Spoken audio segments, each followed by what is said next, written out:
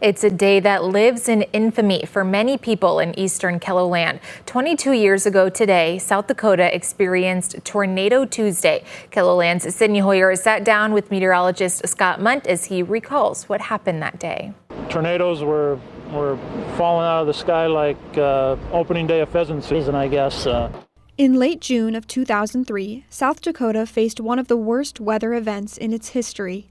We knew for a couple of days leading in that we would have, unfortunately, a violent, severe weather outbreak. It was just a matter of when this was supposed to occur. And I remember Sunday we had the storm center fully staffed, and bleeding into Monday.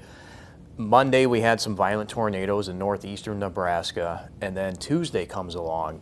The first tornado touched down near Mount Vernon. Another 66 followed.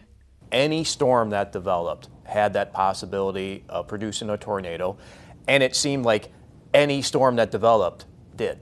The town of Manchester was hit the hardest by an EF4 tornado. It was never rebuilt and remains a ghost town. Severe weather incidents like Tornado Tuesday require a specific blend.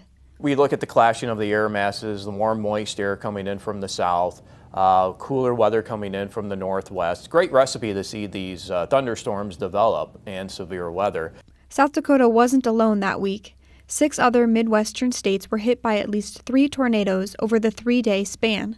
Since then, Munt says we haven't seen anything as widespread as Tornado Tuesday, but the lasting effects have stuck around in other ways. The takeaway is, if you were old enough to remember that day, it's a day that you'll probably remember the rest of your life.